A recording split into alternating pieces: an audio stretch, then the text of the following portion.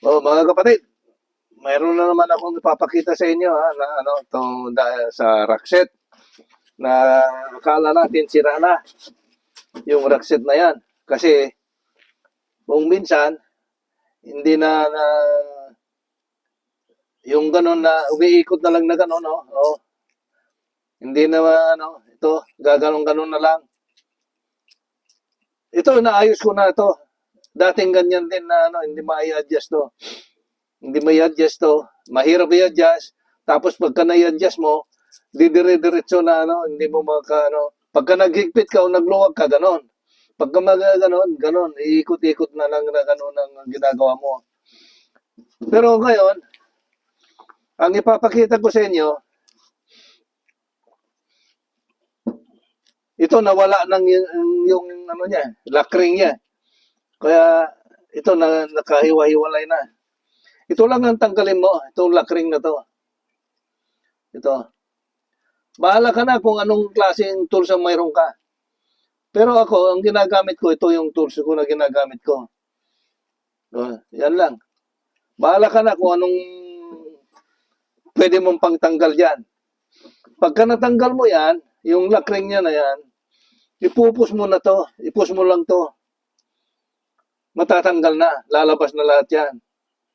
Pati ito, lalabas na yan. Itong mga ito, lalabas na yan. Ngayon, makikita mo na dry o marumi.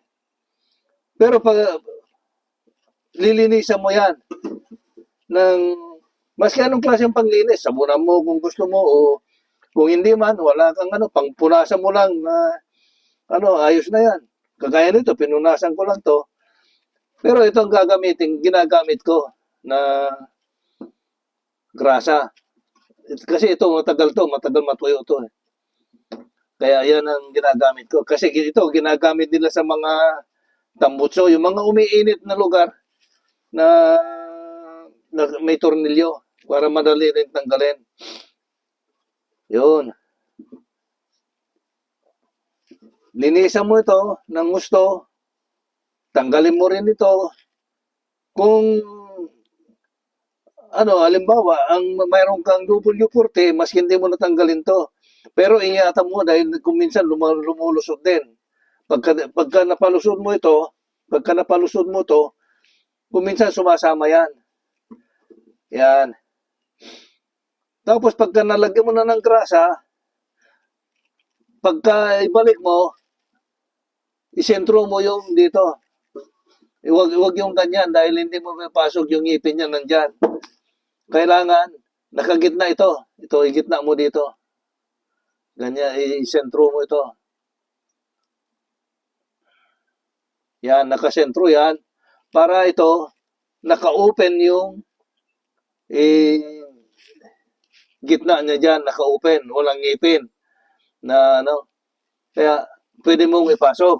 Kasi pagka nakalabas yung ngipin niya, mahirap ipasok. Hindi mo basta-basta may pasok, baka mabungi pa. Kung hindi, igaganong-ganon mo, galaw-galawin mo yung,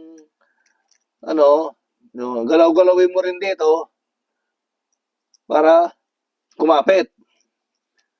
Yun. Tapos, ilagay mo na yan, ilagay mo na yung lakring niya. Tapos. Kasi mahal din yan. Kasi ang mga mamahalin, hindi basta-basta nabubungi, hindi basta-basta nasisira. Aywan ko lang sa mga mumurahin.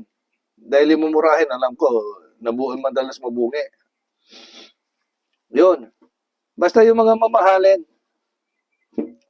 hindi basta-basta na nabubungi yan. Pero madalas na nag-i-stack up. Yun.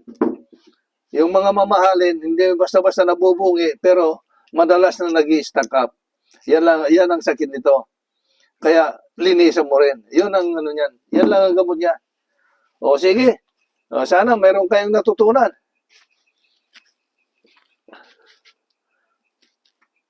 Salamat naman sa mga nanonood din, sa mga pinupos ko. Nga pala. Maski huli na kung mag-great. Salamat.